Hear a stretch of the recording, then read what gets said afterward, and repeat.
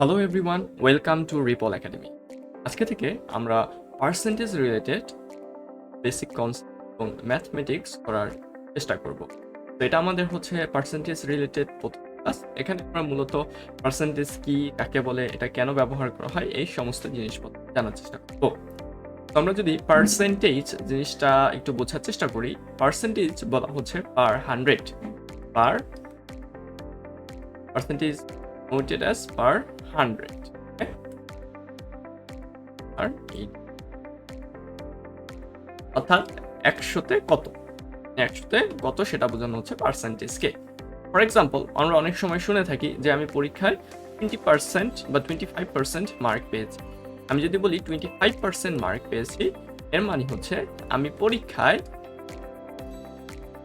100-এ 25 marks পেয়েছি। 100-এ আমি mark পেয়েছি 25, অর্থাৎ 100-তে কত সেই জিনিসটা আমরা বের করি বা সেই জিনিসটা আমাকে বোঝাতে সাহায্য করে পার্সেন্টেজ। এখন পার্সেন্টেজ ডিনোট করার জন্য আমরা এই পার্সেন্টেজ সাইনটা ব্যবহার করি। অনেক সময় আমরা পিপিটি অর্থাৎ পার্সেন্টেজ এই অ্যাব্রিভিয়েশনটাও ব্যবহার করে থাকি। এখন আমরা চলো একটু কিছু জিনিস জানার চেষ্টা করি। ফর এক্সাম্পল, আমরা জানি পার্সেন্টেজ, আমরা যদি 25% বলি, সেটাকে আমরা লিখবো 25%, তাই না? একটু 5%। ওকে, তো 25% যদি আমরা বলি, এর মানে হচ্ছে 100-তে আমি 25 পেয়েছি, তাই না? এখন কথা হচ্ছে, এটা হচ্ছে পার্সেন্টেজ লেখা।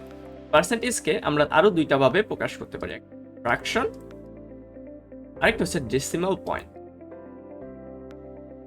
তো ফ্র্যাকশনে নেওয়ার জন্য আমরা কি করব?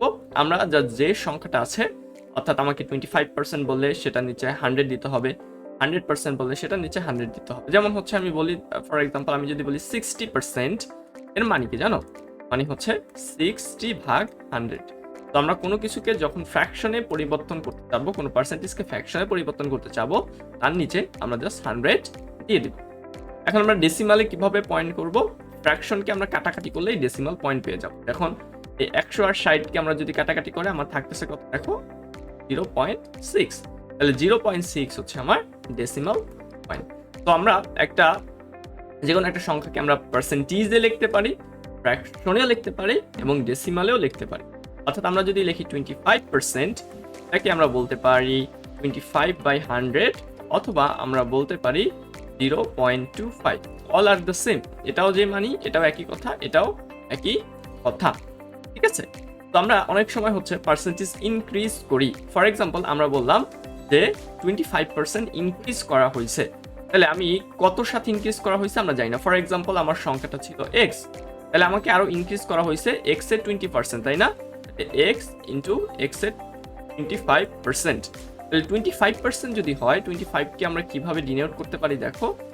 x ইন্টু 25-কে আমরা বলতে পারি 25/100, আমরা ফ্র্যাকশনে করে আসছি। আর x সূত্রের সাথে গুণ হয়ে যাবে, এখানে হয়ে যাবে 25x, নিচে হয়ে যাবে 100। তাহলে আমরা বলতে পারি x প্লাস 25x/100।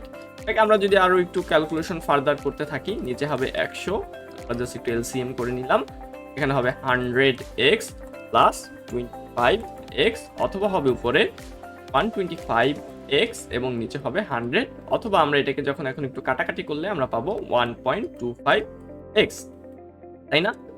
তো আমরা যদি কোনো সংখ্যাকে 25% ইনক্রিজ করি, তাহলে সেই সংখ্যাটা হবে 1.25 ইন্টু সেই সংখ্যাটা।